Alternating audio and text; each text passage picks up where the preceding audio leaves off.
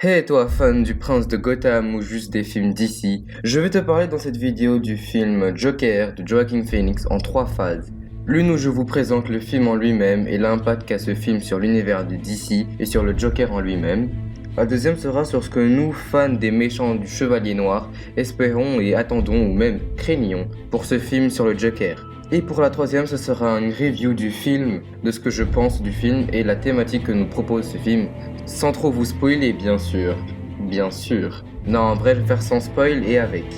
Donc les deux premières parties ont été faites avant la sortie du film et la troisième après le film. Bon, après cette longue intro, commençons le sujet de la vidéo qui est sur le film Joker.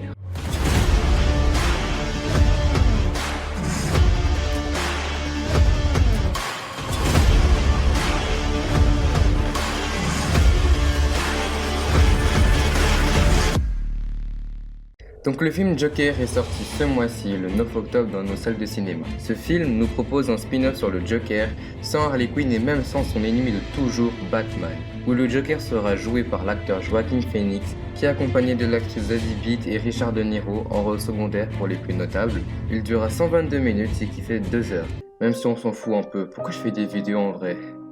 Le film est indépendant, ce qui veut dire qu'il n'est pas dans l'univers partagé de DC et est peut-être le premier d'une longue série de films indépendants pour DC. Donc il est produit par Todd Phillips qui a déjà réalisé la trilogie des Very Bad Trip et aidé par Scott Silver au scénario et avec Martin Scorsese à la production, avec un budget de 55 millions de dollars et pour un film tiré de comics c'est vraiment peu. Comme comparaison, le film Justice League lui a eu 300 millions de dollars. Donc ce spin-off est un film dramatique et un thriller qui est sur la tragédie d'un clown raté et humilié, un fou aussi bon gangster que psychopathe qui terrorise la police de Gotham et saccage cette même ville pour le plaisir. Donc la ville de Gotham, d'après certaines critiques, est sombre, sale et lourde d'une façon à montrer que cette ville et cette façon de faire est signée Lauren Sher qui a aussi notamment donné cette patte artistique au Very Bad Trip.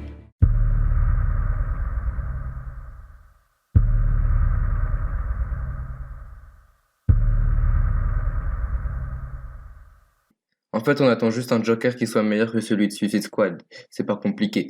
Non, je rigole, mais vraiment, s'il est plus gangster que psychopathe dans ce film, ça sera vraiment pas le Joker. Mais vu les trailers du film, on n'a vraiment pas besoin d'avoir peur. Donc parlons des questions que nous avons. Tout le monde sait que le Joker est le plus grand méchant que Batman a pu affronter. Mais Batman lui a dans son univers plein d'autres méchants comme le Pingouin, Poison Ivy, Bane et bien d'autres. Donc il n'a pas toujours besoin d'affronter le Joker, mais sans Batman, le Joker peut-il vraiment vivre ou même avoir un bon film? Pour moi, le Joker sans Batman c'est plutôt intéressant pour lui et pour son histoire. Réussir à avoir un Joker qui vit sa vie sans Batman, c'est vraiment osé de la part de DC. Mais si le film est bon, c'est vraiment une bonne démarche et c'est très innovant pour le Joker. Et vu que le film est indépendant, ça n'impacte pas le DC Universe, donc voir la transformation du Joker d'une autre façon que les comics sont faits, c'est vraiment intéressant. Pour les gens comme moi qui ne lisent pas les comics, la transformation du Joker est inconnue, même inexistante. Et pour les comics voir, le passé du Joker est connu, sauf que vu les trailers, la transformation du Joker est différente des comics. Avec cette bande-annonce, c'est un peu compliqué de comprendre la transformation du Joker et pourquoi il est aussi fou dans les comics, parce que là, dans la bande-annonce, il ressemble plus à un mec bizarre. Pour l'instant, je pense que la transformation du Joker dans ce film pourrait être moins bien amenée que dans les comics, même si j'ai oublié de vous dire que avant même que le film sorte, en août, le film a obtenu un Lion d'Or et 8 minutes de standing ovation. Récapitulons tout ça. Avant que le film sorte, il obtient un putain de prix, ok d'accord, et 8 minutes d'acclamation. Donc nous pouvons attendre un bon film de la part de DC. Et pour finir, les gens qui ont peur que le Joker soit dénaturé, vu que les trailers nous montrent un film pas vraiment effrayant et que ce Joker n'est qu'un mec bizarre et pas un psychopathe, attendez avant de juger, car d'après les critiques, le film est sombre et même dérangeant. Et de plus, le film est Peggy 12 et aux États-Unis, les films est interdit au moins de 18 ans, non accompagné d'un majeur, donc ça montre qu'il n'est pas pour les petits. Depuis qu'on nous a annoncé un film sur le Joker, je voulais le voir, mais sans réelle attente, sauf de voir un Joker à la hauteur de son nom. Et pour moi, Joaquin Phoenix pourrait être un bon Joker dans ce film. Le film avec cette prise de risque qui est l'absence d'un Batman, et que le film soit indépendant et étrange et intéressant pour moi. Et puis le petit budget qui ne donnera pas un film avec plein d'effets spéciaux de partout, mais pourrait se concentrer sur l'aspect effrayant et gore du film. Donc pour moi, je veux absolument le voir.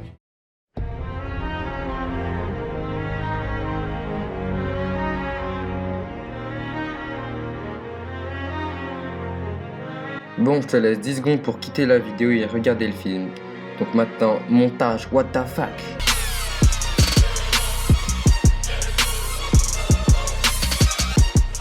Avant de commencer la review sans spoil, si vous avez déjà vu le film ou que vous voulez vous faire spoiler, il y a le timecode pour aller voir la review avec spoil. Donc j'ai vu le film à sa sortie le 9 octobre, comme je l'ai déjà dit, et c'est une vraie claque. Je m'attendais pas à un film comme ça et je vous dis direct, allez le voir si vous l'avez pas vu.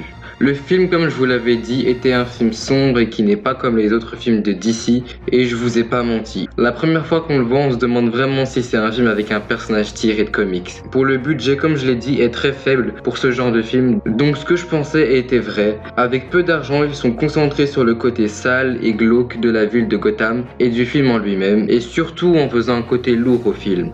Les gens qui disaient que ce film n'était pas vraiment effrayant, eh bien vous avez tort. Le Joker de Joaquin Phoenix dans ce film est vraiment bon. Il est imprévisible et c'est ce qu'on attend du Joker.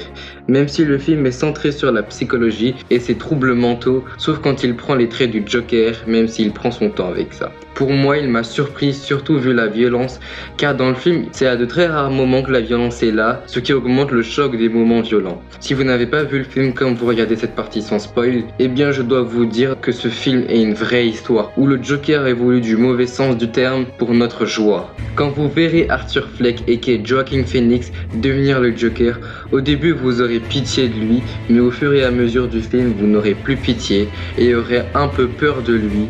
Et vous le détesterez et c'est pour ça que Joaquin Phoenix est un vrai Joker. Donc passons à la review avec spoil. Je commence par répondre aux peurs que j'ai pu citer dans la vidéo. Le Joker peut-il être le protagoniste d'un film où Batman est inexistant? D'après ce que j'ai vu du film et de ce que je pense, le Joker dans ce film nous a montré une histoire qui est centrée sur un personnage qui de base a été créé pour être à la némésis du Chevalier Noir en étant son inverse, avec un personnage haut en couleur, sans aucune morale, contre un homme habillé de couleur sombre qui se bat pour la justice. Quand j'ai vu le film, j'ai pas pensé une seule fois à Batman, même avec la présence du petit Bruce. Je pense que vous aussi vous pensez ça.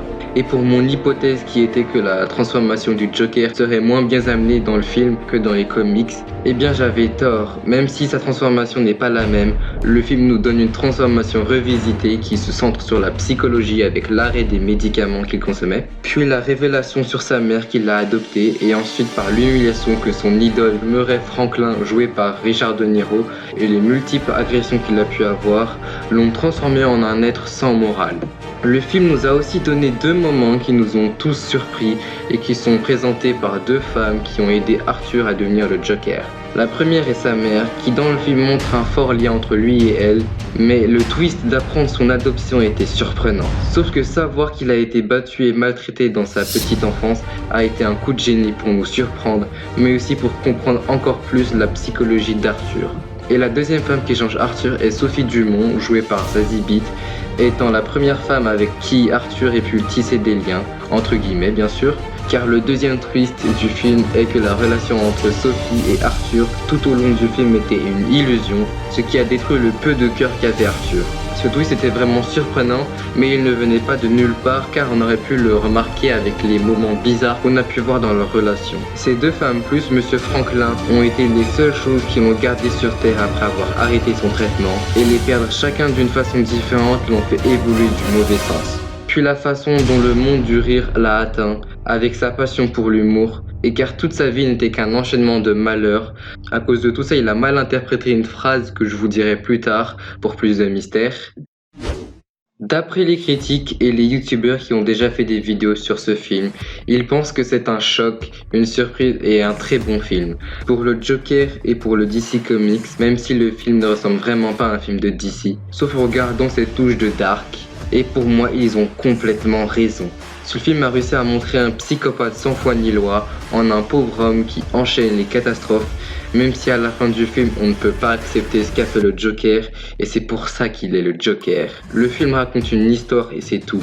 Il n'est là que pour raconter une histoire et le fait bien, en nous montrant que le Joker n'est pas qu'une personne, vu qu'il a été joué par pas mal d'acteurs, mais une idée qu'on a pu voir à la fin du film. Et c'est ça être le Joker. Donc si vous l'avez pas vu parce que vous vous en foutez, eh bien allez le regarder quand même, parce que c'est une tuerie. J'espère que cette vidéo vous a plu et que ma première review n'était pas trop naze. Donc si vous avez apprécié cette review et que vous en voulez d'autres, vous n'avez qu'à le mettre en commentaire et j'ai vraiment apprécié faire cette vidéo sur le Joker. Alors n'oubliez pas que la vie est une comédie. Et au revoir et vive la pop culture.